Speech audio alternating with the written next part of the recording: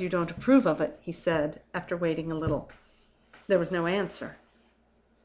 "It's too late to make objections," proceeded Allan. "I really mean it when I tell you I'm in love with her." "A fortnight since you were in love with Miss Milroy," said the other, in quiet, measured tones.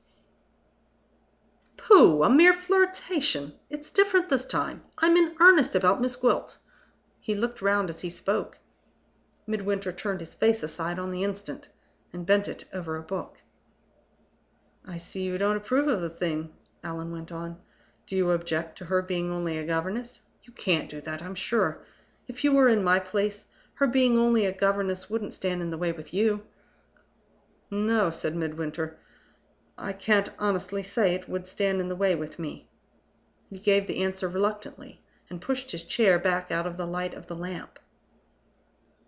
"A governess is a lady who is not rich," said Allan, in an oracular manner, "and a duchess is a lady who is not poor.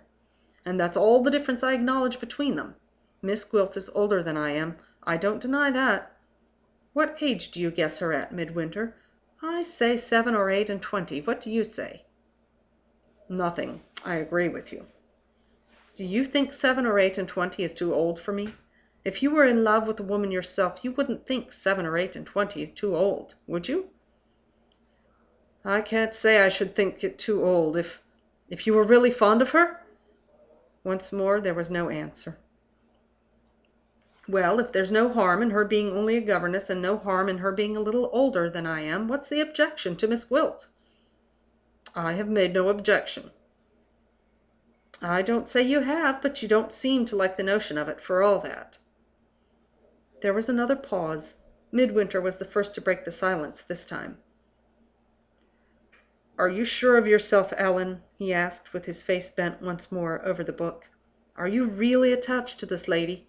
Have you thought seriously already of asking her to be your wife?" "I am thinking seriously of it at this moment," said Allan. "I can't be happy. I can't live without her. Upon my soul, I worship the very ground she treads on." "How long?" His voice faltered, and he stopped.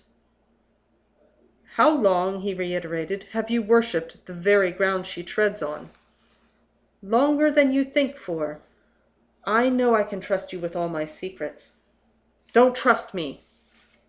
"Nonsense! I will trust you. There is a little difficulty in the way which I haven't mentioned yet. It's a matter of some delicacy, and I want to consult you about it. Between ourselves, I have had private opportunities with Miss Gwilt." Midwinter suddenly started to his feet, and opened the door. "We'll talk of this to-morrow," he said. "Good night." Allan looked round in astonishment. The door was closed again, and he was alone in the room. "He has never shaken hands with me!" exclaimed Allan. As the words passed his lips, the door opened again, and Midwinter appeared. "We haven't shaken hands," he said, abruptly. "God bless you, Allan! We'll talk of it to-morrow. Good night." Allan stood alone at the window, looking out at the pouring rain. He felt ill at ease, without knowing why. "Midwinter's ways get stranger and stranger," he thought. "What can he mean by putting me off till to-morrow, when I wanted to speak to him to-night?" He took up his bedroom candle a little impatiently, put it down again, and, walking back to the open window, stood looking out in the direction of the cottage. "I wonder if she's thinking of me," he said to himself softly. She was thinking of him.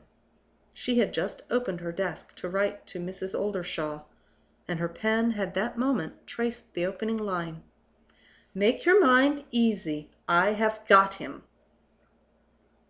End of Book 2, Chapter 12, Armadale, by Wilkie Collins.